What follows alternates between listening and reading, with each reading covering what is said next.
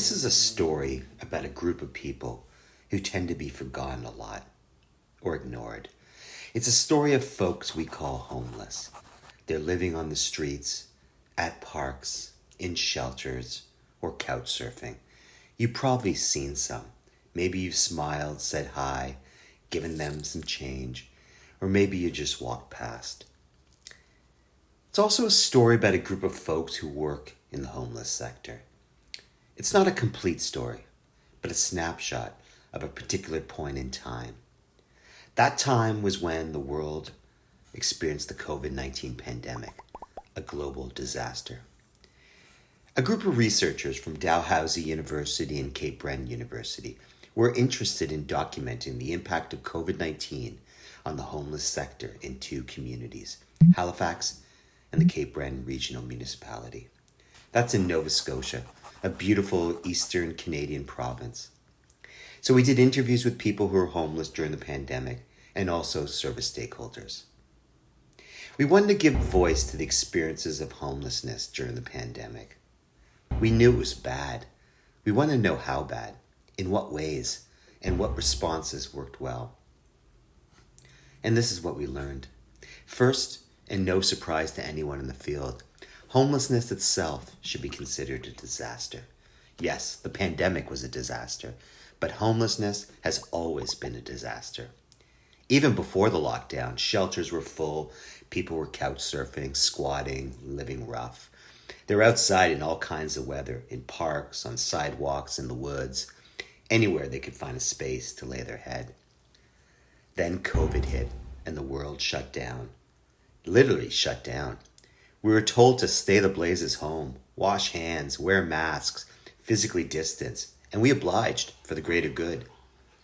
But what about those who don't have homes, can't physically distance, and have no means to buy masks or places to wash? They told us they were basically abandoned.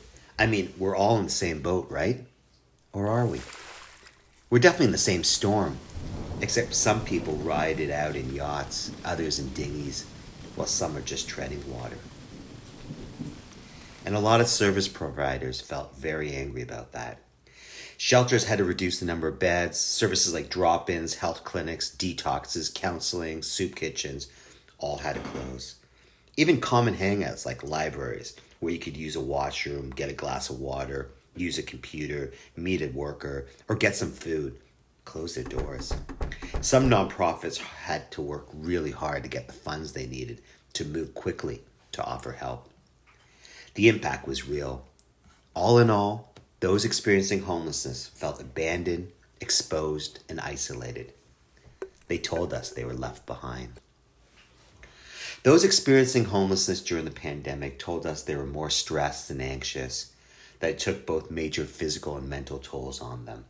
Think about it. The general strain and stresses of living through the pandemic, they're heightened considerably when you just don't have a safe space to be. While being homeless is hard enough, think how adding a pandemic to that puts you basically in survival mode every single minute.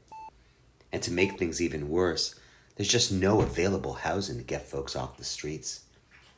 Some people tried couch surfing, but we were all scared of each other because we needed to distance and stay in bubbles, so that didn't work.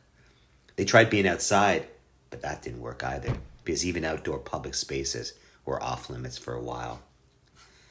To make matters even worse, Nova Scotia was, and is, experiencing a housing crisis like it's never seen before.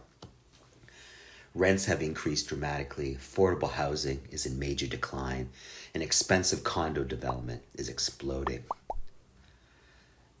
And then on the flip side, you have really caring and concerned folks, shelter providers, social workers, housing providers, healthcare workers, people from food banks, other nonprofits, and government people meeting pretty much daily during COVID, trying to figure out what to do.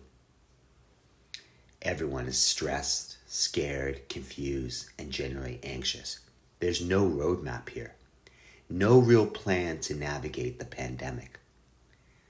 But everyone really rallied to keep people safe. Shelters reworked their spaces. Some even moved folks into hotels. Pretty good idea while it lasted. In Cape Breton Regional Municipality, they opened comfort centers to provide basic needs like washrooms, showers, laundry, and a bit of human connection. In Halifax, they piloted a harm reduction initiative where they provided regular doses of alcohol to individuals with alcohol addiction. And a dedicated public health line was created for organizations across the province. It was consistent, trustful partnerships between different organizations that really made the difference. These are all good outcomes, but we need a lot more of this, especially now. So what have we learned about homelessness from living within a pandemic? Going forward, and in thinking about disaster response, we must always have marginalized populations at the forefront of our thinking and think through how responses, policies, programs, and even language include or exclude them. By seeing homelessness as a public health crisis during COVID, housing became understood as a social determinant of health. Thus, the key insight is that accessible, safe, appropriate, and affordable housing for all is a human right. Also, homelessness was a disaster before the pandemic, and people who are living on the fringes are suffering now more than ever. So while there's been some few good things that have come out of this disaster, for the most part, it has deeply amplified the challenges of poverty and housing. The real question is, now that this has been exposed, how do we ensure we don't go back to what we did before? Because that was a world that ignored the disaster of homelessness.